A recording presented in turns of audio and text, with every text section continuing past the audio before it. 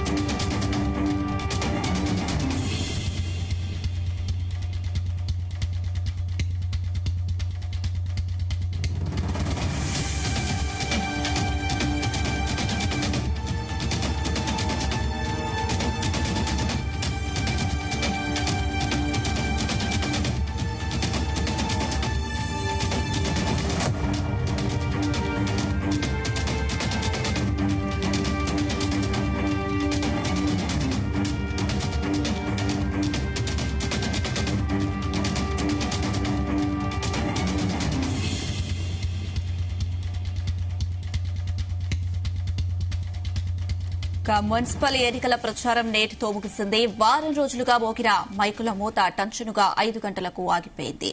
ఇక భద్రాద్రి కొత్తగూడెం జిల్లాకు సంబంధించి మరింత సమాచారం మా ప్రతినిధి తిరుపతిరావు అందిస్తారు.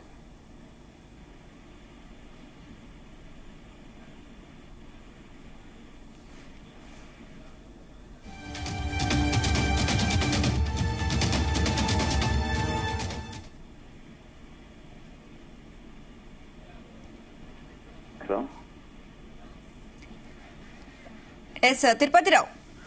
Good evening Anusha. ఏదైతే దాదాపు వారం పాటు హోరెత్తినటువంటి మున్సిపల్ ఎన్నికల ప్రచారం అయితే ఈ రోజు సాయంత్రం ముగిసిందని చెప్పాలి. అభ్యర్థులు ఖరారైనప్పటి నుంచి కూడా ప్రచారంలో అయితే కార్యకర్తలు ఇటు నేతలు ప్రదర్శనలు అయితే మైకులతో దద్దరిల్లిన పరిస్థితి అయితే కొత్తగూడెం మున్సిపల్ కార్పొరేషన్ నూతనంగా ఏర్పడింది. అక్కడ దాదాపు 60 డివిజన్ లో కూడా పెద్ద ఎత్తున అయితే ప్రచారం కొనసాగిన పరిస్థితి. ఇటు అశ్వరావుపేట కూడా కొత్తగా ఏర్పడినటువంటి మున్సిపాలిటీలో కూడా దాదాపు 24 డివిజన్ లో కూడా పెద్ద ఎత్తున అయితే ప్రచారం ముగిసిందని చెప్పాలి. మరోపక్క ఇల్లందు కూడా 24 డివిజన్ లో కూడా ఈ యొక్క ప్రచారం పెద్ద ఎత్తున కొనసాగిన పరిస్థితి. ఈ నెల 3వ తేదీ నుంచి కూడా నామినేషన్లు ఉపసంహరణ ముగిశాక ప్రచారం అయితే పెద్ద ఎత్తున అయితే ఊపందుకుందని చెప్పాలి. అభ్యర్థులు అయితే వార్డులలో ఇంటింటి ప్రచారంతో పాటు ఇటు పోస్టర్లు, ఫ్లెక్సీలు, ఈ యొక్క మైకులు సంబంధించిన వాహనాలు కూడా అమర్చి పెద్ద ఎత్తున అయితే ఈ యొక్క ప్రచారం సాగిన పరిస్థితి. రాజకీయ పార్టీల నుంచి ప్రధాన నేతలు సైతం కూడా ఈ యొక్క ప్రచారంలో పంచుకున్న పరిస్థితి అయితే ఉంది. ఇటు రెవెన్యూ శాఖ మంత్రి కొత్తగూడెం వ్యాప్తంగా కూడా ఈ యొక్క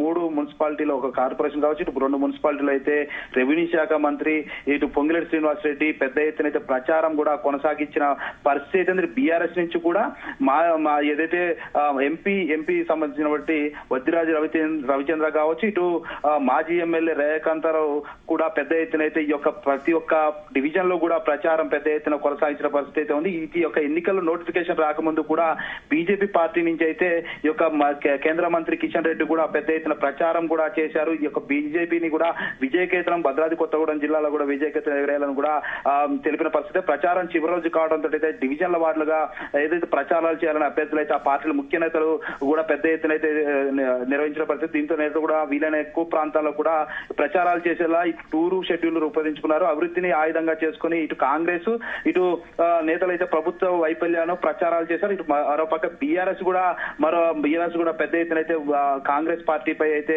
విమర్శలు కురిపిస్తూ కూడా ఈ యొక్క ప్రచారాల్లో నిమగ్నమైన పరిస్థితి. ఏదేమైనా ఈ రోజు జరిగేటువంటి ముగిసేటువంటి ఎన్నికల ప్రచారం అయితే ముగిసింది. రేపు ఒక్కరోజు ఆగి ఎల్లుండి ఈ యొక్క ఎన్నికల ప్రక్రియ అయితే కొనసాగనుంది. 13వ తారీఖు ఈ యొక్క కౌంటింగ్ ప్రక్రియ కొనసాగింది. ఎవరు ఏంటనేది గెలుపు అనేది తెలియదు. కానీ మొత్తంగా చూసుకుంటే మాత్రం జిల్లా వ్యాప్తంగా కూడా కాంగ్రెస్ అయితే ఊపందుకుందని చెప్పాలి. గతంలో స్థానిక సంస్థ ఎన్నికల్లో కూడా కాంగ్రెస్ పార్టీ అయితే పెద్ద ఎత్తున గెలుపొందిన పరిస్థితి. అశ్వరావుపేట నియోజకవర్గంలో చూసుకుంటే మాత్రం ఇటు కాంగ్రెస్ వర్సెస్ బీఆర్ఎస్ గా కొనసాగిన పరిస్థితి. అక్కడ అయినప్పటికీ కూడా పెద్ద ఎత్తున అయితే బీఆర్ఎస్ పార్టీ కాంగ్రెస్ పార్టీకి అయితే పెద్ద ఎత్తున పోటీ ఇచ్చిన పరిస్థితి అయినప్పటికీ కూడా కాంగ్రెస్ పార్టీ గెలుపొందిన పరిస్థితి. ఇక్కడ ఉన్నటువంటి నూతనంగా ఏర్పడిన మున్సిపల్ కార్పొరేషన్ 60 డివిజన్ లో కూడా ఈ యొక్క సిపిఐ కావచ్చు, కాంగ్రెస్ కాబట్టి బీఆర్ఎస్ పెద్ద ఎత్తున ప్రచారం కొనసాగుతున్న పరిస్థితి. కొత్తగూడెంలో గతంలో ఎమ్మెల్యే ఎన్నికలప్పుడు మాత్రం సిపిఐ కాంగ్రెస్ పొత్తు కొనసాగిన పరిస్థితి ఉంది. ఆ నేపథ్యంలో ఈసారి స్థానిక సంస్థల ఎన్నికలు కావచ్చు, ఇప్పుడు జరిగేటువంటి మున్సిపల్ కార్పొరేషన్ ఎన్నికల్లో కూడా ఇండివిజువల్ గా పోటీ చేస్తున్న పరిస్థితి. ఈ ప్రధానంగా చూసుకుంటే మాత్రం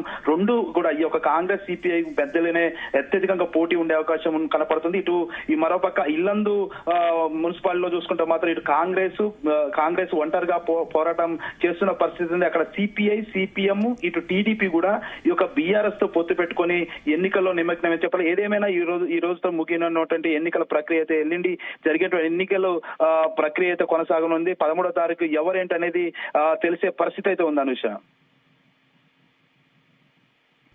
తిరుపతిరావు, భద్రాద్రి కొత్తగూడెం సంబంధించి 11న జరగబోయే మున్సిపల్ ఎన్నికలకు సంబంధించి ఎలాంటి ఏర్పాట్లు చేస్తున్నారు, అలాగే ఎలాంటి నిబంధనలు అమల్లో ఉన్నాయి?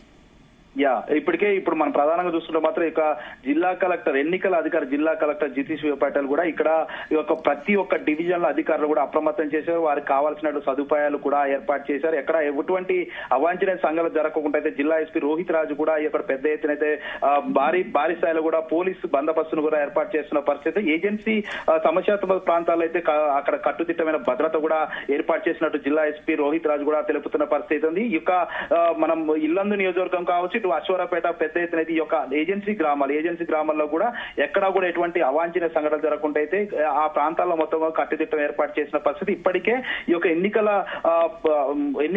నిమగ్నమైనటువంటి విధులు నిర్వహించేటువంటి ఉద్యోగస్తులు కూడా నిన్నటితోటైతే పోస్ట్ బ్యాలెట్ ద్వారా కూడా వాళ్ళని ఓటు హక్కు వినియోగించుకునేందుకే జిల్లా కలెక్టర్ ఏర్పాటు చేసిన పరిస్థితి ఉంది. రేపు జరిగేటటువంటి స్థానిక సమావేశంలో కూడా అందరూ కూడా దిశానిర్దేశన చేయనున్నారు. రేపు బ్యాలెట్ బాక్స్ సంబంధించినటువంటి కూడా ఈ యొక్క ఏదైతే ఎన్నికల ప్రక్రియ కొనసాగేటువంటి ఉద్యోగులు కూడా వారికి పంపిణీ చేయనున్నారు Anusha. Right Tirupatirao, thank you.